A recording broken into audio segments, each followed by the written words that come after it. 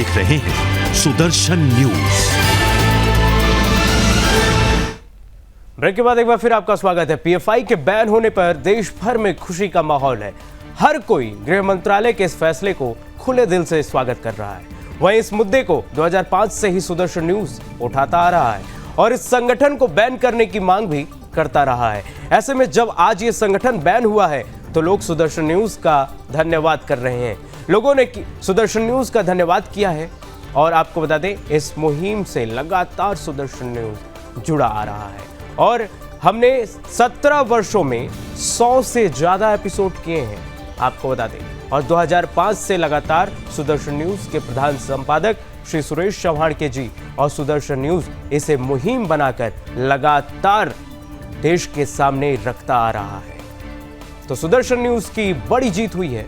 PFI जिस तरीके से मस्त हुआ है और देश अब मस्त हुआ है, आपको बता दें, सुदर्शन न्यूज को लोग धन्यवाद कर रहे हैं और इस संगठन को बैन करने की भी मांग कर। गृह मंत्रालय ने 5 साल के लिए पीएफआई संगठन, जिसको सुदर्शन न्यूज पिछले कई साल से इस मुद्दे को उठा रहा है, और अब जाकर गृह मंत्रालय ने 5 साल के लिए इस पीएफआई संगठन को बैन कर दिया है। लोग इस पर क्या सोच रहे हैं कि आखिरकार एक ऐसा संगठन जिसकी संलिप्तता अलग अलग थी, पीएफआई जैसा कई आतंकवादी गतिविधियों के अंदर ये शामिल रहा है, अब इसको गृह मंत्रालय ने बैन कर दिया। क्या आपको इस पर कुछ कहना है? पहले तो मैं बधाई दूंगा अमित शाह जी को, जो देश के लिए हर ऐसी बड़ी समस्या के ऊपर सदैव गौर करते हैं। और सबसे बड़ा इसमें बधाई के पात्र हैं सोशल चैनल वाले सुरेश चौहान जी और उनकी टीम का मैं बधाई दूंगा कि उन्होंने पिछले कई सालों से लगातार इसके पीएफआई के खिलाफ इन्होंने जो मोर्चा संभाला है, उसका उनको आज सफल उसका एक वो मिला है कि देश में ऐसे जो संगठन है उनके खिलाफ हमेशा जो मोदी जी ने और अमित शाह ने जो उनको बैन किया है, सारा देश, सारे दिल्ली के लोग बड़े खुश हैं कि ऐसा होना चाहिए था। जो अगर ये बाहर से फंडिंग हमारे देश के खिलाफ करते हैं, देश के हमारे की यहाँ पर कोई आतंकवादी गतिविधियाँ करते हैं, अगर उसके सबूत मिले हैं तो अमित शाह जी इसके बधाई के पात्र हैं। आप बताइए कैसे इस संगठन, जैसे कि पीएफआई था, अलग अलग देश राज्यों के अंदर तो पहले से ही बैन था, अब पूरी तरह से इसको बैन कर दिया गया है। जैसे कि हमारे भाई ने बोला कि सबसे पहले तो अमित शाह जी को बहुत बहुत मुबारक, उसके बाद सुदर्शन टीवी के आप जैसे भाइयों को बहुत बहुत बधाई, जिन्होंने 2005 से इसके खिलाफ एक मुहिम चला रखी थी। अब जो ये इन्होंने पीएफआई पे बैन लगाया है, इससे बढ़िया कदम गृह मंत्रालय का कोई नहीं हो सकता, क्योंकि ये कहते हैं कि आरएसएस या फलाना या ढिमकाना ये सब बैन होने चाहिए। हम इनसे सिर्फ एक बात पूछना चाहते हैं, जो पीएफआई के समर्थन में है, वो बताएं कि आरएसएस वालों ने कभी भी किसी को पत्थर भी मारा है, और इनकी तो सारी फंडिंग ही विदेशों से हो रही है और सारे इस्लामिक कंट्रियों से इनकी फंडिंग हो रही है। ये जो इन्होंने सीए, एनआरसी, इसके ऊपर जो इन्होंने धरना बैठा रखा था, उस पर भी सारी फंडिंग पीएफआई की थी। अब ये बताइए ना कि अगर देश विरोधी ताकतों में पीएफआई अगर साथ में है तो उसके ऊपर बैन लगाना क्या गलत है? हमारी तो मोदी जी से और अमित शाह जी से अपील है, ये 5 साल नहीं, हमेशा के लिए बैन होना चाहिए। जैसे सिमी को बैन करा, पीएफआई को बैन करा, इन्होंने 5 साल के लिए, ये हमेशा के लिए बैन। इनके लिए हम बहुत उनका धन्यवाद करते हैं, जो इन्होंने हिंदुस्तान को नुकसान पहुंचाने वाली इस संस्था को इन्होंने जो बैन करा है, हम बड़े शुक्रगुजार हैं मोदी जी की और अमित शाह जी की। आपका क्या कहना है इस पर? जो पीएफआई बैन हुआ है, इस पर आप क्या कहना चाहते हैं? ये क्या है, ये संगठन जो है अपना नाम बदल लेते हैं, कभी सिमी बन जाते हैं, कभी पीएफआई बन जाते हैं। तो ये ना हो आगे फ्यूचर में, इनके ऊपर निगरानी रखी जाए, पूरी तरह से इनको वॉच किया जाए और जगह जगह पे छापे मारे जाए, ताकि ये दोबारा इस तरीके की गतिविधियां ना करें। तो मतलब आपको भी लगता है कि मतलब इनके ऊपर अब निगरानी रखी जानी चाहिए? बिल्कुल, जो भी संगठन हो या किसी भी प्रकार का मिशन हो, अगर देश के विरुद्ध है, देश के खिलाफ है, तो उनको बंद ही होना चाहिए। और पूरा भारत देश आज अमित शाह और मोदी का कृतज्ञ है, उनको धन्यवाद देता है। साथ में सुदर्शन चैनल को, जिसने इस आवाज़ को उठाया, हम उनको भी धन्यवाद देते हैं कि देश से बड़ी कोई चीज़ नहीं है। संगठन किसी भी प्रकार का हो, अगर वो देश विरुद्ध है, उसके प्रमाण पाए जाते हैं कि उनके खिलाफ कार्रवाई होनी चाहिए। तो बिल्कुल, लगातार कई वर्षों से इसकी मांग उठ रही थी कि पीएफआई बैन होना चाहिए, और अब गृह मंत्रालय ने पूरा साफ कर दिया है कि अगले 5 साल तक पीएफआई बैन रहेगा। और अलग अलग स्टेट के अंदर अब जो इनके ऑफिसेज थे, इनका हेडक्वार्टर भी शाहीन बाग दिल्ली के अंदर था, उस पर भी अब ताला लगाने की अलग अलग देश के राज्यों के अंदर शुरू हो। चलो आगे बढ़ते हैं। पीएफआई जैसे आतंकी संगठन को गृह मंत्रालय ने 5 साल के लिए बैन कर दिया है। गृह मंत्रालय के इस फैसले से देश भर में खुशी की लहर देखने को मिल रही है। यूं तो सुदर्शन न्यूज इस संगठन को बैन करने की पहले से आपको बता दें अपील करते हुए नजर आ रहा है और जिसके बाद सुदर्शन न्यूज की खबर का ये बड़ा असर मिला है। वहीं हमारे इनपुट हेड सौरभ तिवारी ने केंद्रीय मंत्री कौशल किशोर से बातचीत की है। चले सुनाते हैं। सुदर्शन न्यूज की मुहिम रंग लाई है। इस्लामिक आतंकी संगठन पीएफआई को 5 साल के लिए बैन किया गया है। हम बात करते हैं केंद्र सरकार के वरिष्ठ मंत्री कौशल किशोर साहब से। बहुत बहुत बधाई आप लोगों ने, सरकार ने सुदर्शन न्यूज़ की जो मुहिम थी कि पीएफआई को बैन होना चाहिए, 2005 से हम लोग मुहिम चला रहे थे, आप लोग की सरकार ने बैन कर दिया, क्या कहेंगे? देखिए, उनकी सारी गतिविधियाँ पीएफआई के जिन लोगों को पकड़ा गया है, सीबीआई ने, ईडी ने रेड मार करके जिन लोगों को पकड़ने का काम किया है, उनके खिलाफ तमाम सबूत मिले, उसी आधार पे उन लोगों की गिरफ्तारी हुई। पीएफआई के कुछ मेंबरों ने, कुछ सदस्यों ने इसमें धरना किया, प्रदर्शन किया, केरल वगैरह में तोड़फोड़ भी किया। तो प्रदर्शन भी लोकतांत्रिक तरीके से होता है, ना कि तोड़फोड़ और हिंसात्मक तरीके से नहीं होता। सुदर्शन न्यूज़ चूँकि इस आवाज़ को लगातार उठाता चला आया और बहुत पहले इस बात को डिस्कवर किया कि पीएफआई पे बैन लगना चाहिए। अब बैन तो 5 साल के लिए लग गया है, लेकिन जो लोग पकड़े गए अलग बात है, लेकिन जो लोग ऐसे हैं जो उस संगठन से जुड़े हुए धरना कर प्रदर्शन कर रहे थे, ऐसे लोगों पर भी नज़र रखने की ज़रूरत होगी कि कहीं कोई दूसरा एक संगठन बना करके वो अपनी गतिविधियों को तेज़ करने का काम, यानी संदेहास्पद गतिविधियों को तेज़ करने का काम या जन विरोधी, राष्ट्र विरोधी इस टाइप की जो है गतिविधि ना करे। कि सुदर्शन न्यूज़ के प्रधान संपादक सुरेश चौहान के जी 2005 से इस पर बैन लगाने की मांग करते आ रहे हैं।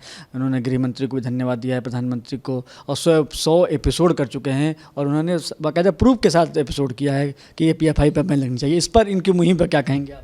सुरेश चौहान के जी, मैं उनको बहुत दूरदृष्टि रखने वाले हैं, व्यक्ति हैं वो, और बहुत पहले से एक एक चीज़ का उन्होंने गहन अध्ययन और जांच करने के बाद लगातार इस डिमांड को करते रहे। अंत में उन्हीं की बात सही रही और सरकार ने उस पर पाबंदी लगाने का काम किया। इसके लिए मैं सुदर्शन न्यूज़ चैनल को और संपादक जी को और जो प्रमुख हैं उनको भी मैं अपनी तरफ से इस जो खोज की इन्होंने और जो लगातार डिमांड किया, आज वो उनकी बात पूरी हुई, उनके लिए मैं बधाई देता हूँ, उनका धन्यवाद देता हूँ। तो जाहिर सी बात है कि ये नया भारत है और इस भारत में सांपों को दूध नहीं पिलाया जाता है, उनके फन को कुचला जाता है। कैमरामैन चंदन के साथ सौरभ तिवारी, सुदर्शन न्यूज, दिल्ली। चलो आगे बढ़ते हैं। अब खबर यूपी के चंदौली से। यूपी के चंदौली में जिला अस्पताल के एमसीएच विंग में बेडों की भारी किल्लत देखने को मिल रही है, जिसके चलते मरीजों की काफी परेशानियों को उनको सामना करना पड़ रहा है। जहां मुख्यालय स्थित जिला अस्पताल के एमसीएच विंग हेरिटेज अस्पताल में मरीजों की बेडों की भारी किल्लत का सामना करना पड़ रहा है। आपको बता दें, मरीजों के तीमारदारों के साथ अस्पताल प्रबंधन में कार्यरत चिकित्सकों से आए दिन कहासुनी की स्थिति बनती जा रही है। वहीं मौके पर पहुंचे सुदर्शन न्यूज चैनल की टीम ने जब इस मामले की जांच पड़ताल की, वहीं साथ ही हेरिटेज अस्पताल के अधिकारियों से खास बातचीत की, तो उन्होंने बताया कि समस्या गंभीर है। अस्पताल प्रबंधन के 20 बेड का पीडियाट्रिक वार्ड को सीएमओ के निर्देश पर ताला बंद कर रखा गया है, जिसके कारण मरीजों को दिक्कतों का सामना करना पड़ रहा है और अस्पताल प्रबंधन के पास बेडों की कमी हो जा रही है। इस मामले में अस्पताल प्रबंधन के उच्चाधिकारियों, जिलाधिकारी को सूचना दी गई है और जल्द ही समस्या का समाधान किया जाएगा।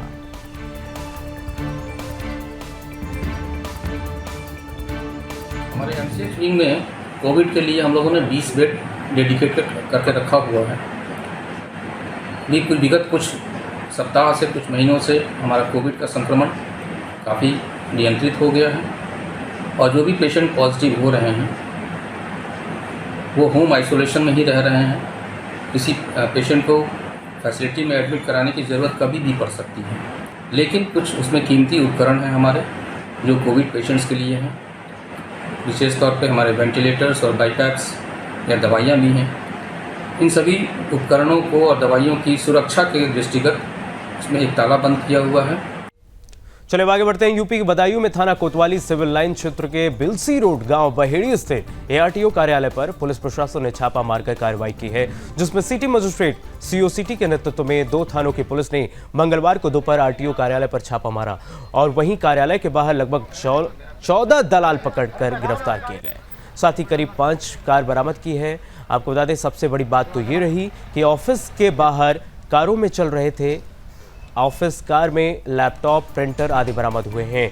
और दरअसल एआरटीओ कार्यालय के सामने बनी दुकानें दलालों के अड्डे बने हुए हैं, जिन्हें प्रशासन अब सील करने की तैयारी में जुटा हुआ है।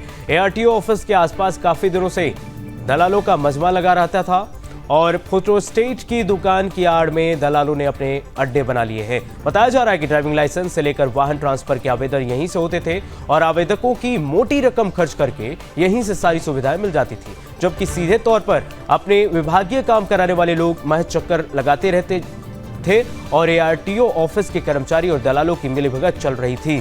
फिलहाल आरटीओ विभाग की कार्रवाई लगातार जारी है।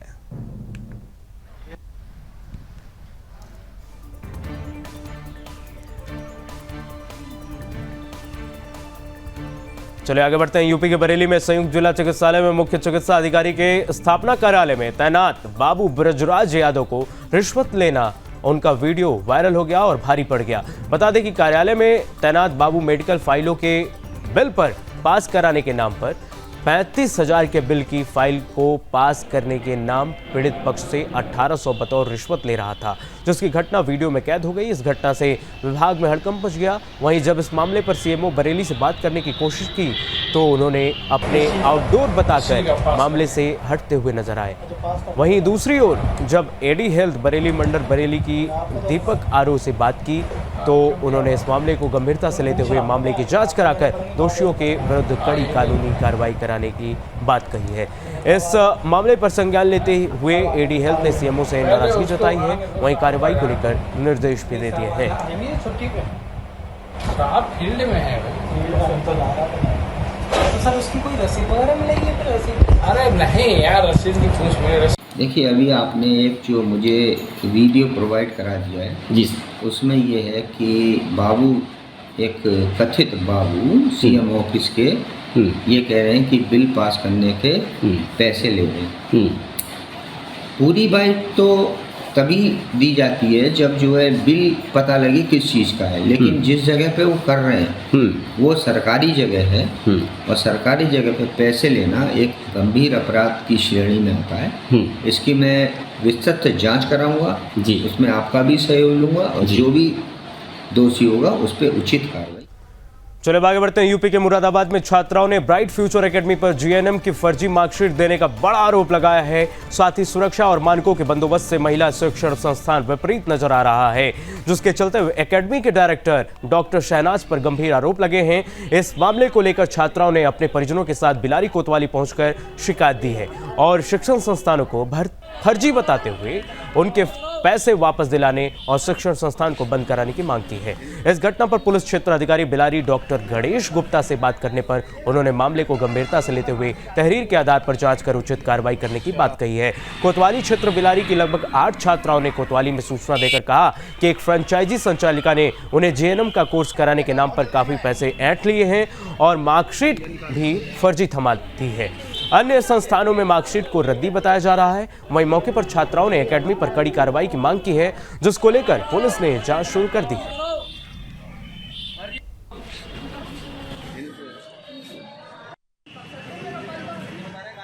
3 साल किसी 2 साल, किसी का फर्स्ट ईयर 3.5 साल का होता है। सर सेंटर मालिक ने क्लियर कह दिया हम फ्रॉड नहीं है, हम सही है, जबकि हम पैसे रिटर्न नहीं कराएंगे। आपको पता चला कि ये इस समय हम मौजूद है मुरादाबाद जनपद की तहसील बिलारी में, जहां तहसील बिलारी परिसर में आज कुछ छात्राओं ने कोतवाली बिलारी में पहुंचकर एक संस्थान के खिलाफ प्रार्थना पत्र दिया है। छात्राओं का ये कहना है इस संस्थान में फर्जी पढ़ाई होती है, फर्जी मार्कशीट दी जाती हैं। लेकिन जब हम संस्था में पहुंचे हैं तो यहाँ पर संस्था मालिक और संस्था मालकिन जो इसकी प्रबंधक है उनका कुछ और ही कहना। उनका कहना ये है कि हम यहाँ पर पढ़ाई कराते हैं और हमारे सारे प्रमाण पत्र जो दिए जाते हैं वो बिल्कुल असली हैं। यहाँ पर फ़िलहाल हमने जब छात्राओं की शिकायत पर यहाँ पहुँच के संस्थान में देखा है तो संस्थाओं में जो मानक है वो कुछ कम पाए गए हैं। यहाँ पर सुरक्षा को देखते हुए जो कैमरे, CCTV या अग्निशमन यंत्र या किसी चीज़ का कोई व्यवस्था नहीं है। अब देखने वाली बात ये है, बड़ा सवाल ये है कि छात्राओं के साथ अगर कुछ गलत हुआ है या इंस्टीट्यूट प्रबंधक के साथ गलत हुआ है, ये एक बड़ी जांच का विषय है। सुमित टंडन, सुदर्शन न्यूज़, मुरादाबाद। चलिए आगे बढ़ते हैं। यूपी के बुलंदशहर में नवरात्रि पर्व के चलते एसएसपी के साथ पुलिस अधिकारी और एंटी रोमियो स्क्वाड ने मंदिरों के आसपास पैदल मार्च किया। वरिष्ठ पुलिस अधीक्षक ने नवरात्रि पर्व को देखते हुए एंटी रोमियो स्क्वाड टीम के साथ इलाके में गश्त की। इसके साथ ही नगर क्षेत्र के भीड़ वाले स्थानों पर होते हुए अंसारी चौक से सर्राफा बाजार, कसाईवाड़ा, लाल तालाब, बुरा बाजार, डिप्टीगंज, जहां महिलाओं बालिकाओं का आवागमन ज़्यादा रहता है, वहीं पर पैदल मार्च किया गया।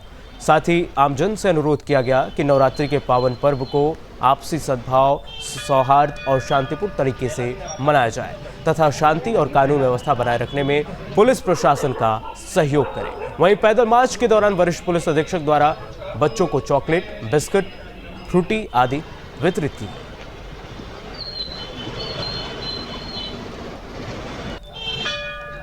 चलिए आगे बढ़ते हैं। यूपी के फिरोजाबाद में साइबर ठगी के मामले में तेजी से बढ़ रहे हैं और आपको बताते हैं वहीं जिले के सिरसागंज थाना पुलिस ने एक ऐसा प्लान तैयार किया है जिससे ठगी की रकम ठगों के खातों से वापस आ सकती है।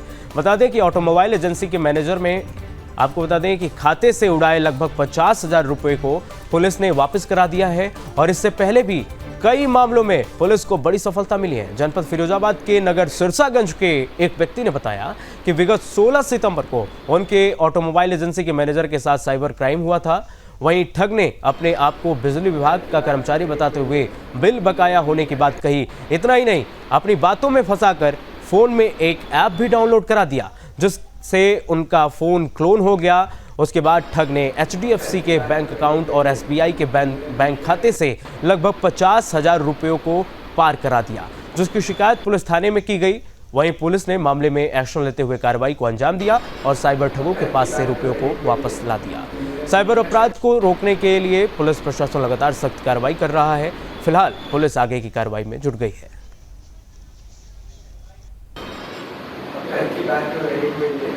मुकेश जी ने तुरंत रूप से कार्य करते हुए साइबर क्राइम में हमारा केस दर्ज कराया और कंधे से कंधा लगाकर हमारे संग कार्य किया। रात के 11 बजे तक कार्य किया।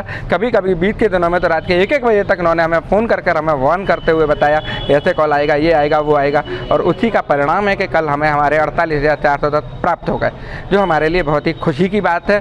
हमारे इस मैनेजर के लिए जिसने इतनी मेहनत के साथ ये रुपये जोड़ के अपने इकट्ठे करे थे। कुमार पुत्र सुरेंद्र कुमार, निवासी पड़राव, थाना नगला खंगर, इनके साथ 16 सितंबर 2022 को फ्रॉड हुआ था, जो एक बिजली के कर्मचारी बताते हुए इनका लगभग 50,000 48,910 रुपये इनकी अपनी बातों फंसा के निकाल लिया था इनके खाते से। तत्काल जो है बादी थाना। चलिए आगे बढ़ते हैं। यूपी के हरदोई से मल्लावा पुलिस ने आरोपी हत्यारे ट्रक ड्राइवर को गिरफ्तार कर बड़ी कार्रवाई को अंजाम दिया है। दरअसल आरोपी नशे में धुत होकर सीमेंट लेकर संडीला से मल्लावा जा रहा था। इसी दौरान ट्रक ड्राइवर ने 2 बाइकों पर सवार 4 लोगों को टक्कर मार दी, जिसके चलते 3 लोगों की मौके पर ही मौत हो गई। वहीं एक व्यक्ति घायल हो गया, जिसे आनंद फानंद में गंभीर हालत में नजदीकी अस्पताल में भर्ती कराया गया। इस भीषण दुर्घटना में भाग रहे ट्रक के मल्लावा की ओर आने की सूचना पर पहुंचे पुलिस ने ट्रक ड्राइवर को मौके से गिरफ्तार कर लिया। फिलहाल पुलिस मामले में जुट गई है।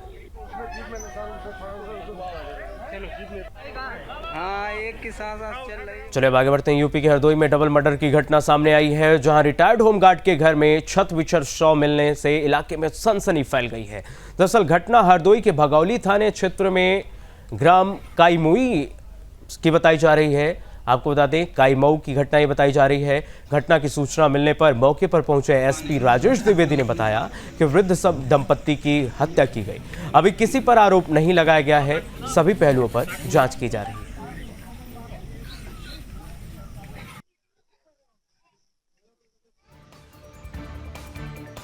ये ग्राम काईमऊ है, थाना बघौली क्षेत्र में।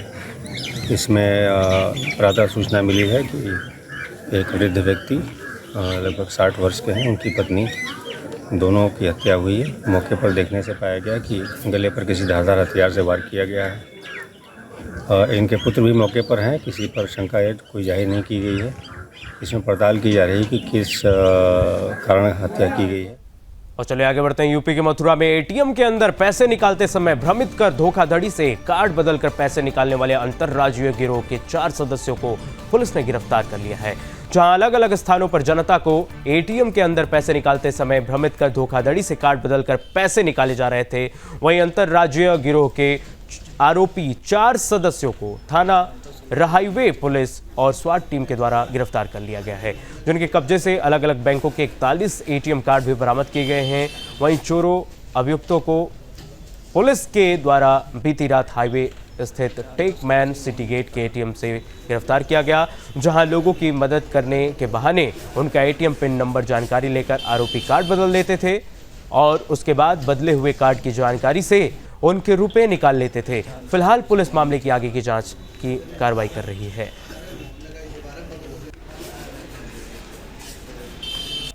श्रीमान वरिष्ठ पुलिस अधीक्षक मथुरा के अपराध के रोकथाम के क्रम में काफ़ी दिनों से अभियान चलाए जा रहे थे, जिसके तहत हमें लगातार ये सूचना मिल रही थी कि कुछ ऐसा गैंग है, कुछ लोग हैं जो लोगों से एटीएम कार्ड्स एक्सचेंज करके धोखाधड़ी करते हैं उनसे। इसी क्रम में थाना हाईवे की टीम, सर्विलांस और स्वाट की संयुक्त टीम ने टेकमैन सिटी के गेट से 4 लोगों को गिरफ्तार किया है, जिनके पास से 41 एटीएम कार्ड्स बरामद हुए हैं जो कि अलग अलग बैंक्स के हैं। इसके साथ ही एक लोहे की टी-नुमा चाबी बरामद हुई है, जिसके थ्रू ये एटीएम कार्ड्स जो मशीन में फंस जाते थे उसे निकालते थे। और चलिए फिलहाल के लिए बस इतना ही। खबरें लगातार जारी है, आप कहीं मत जाइए, देखते रहिए सुदर्शन। जय हिंद।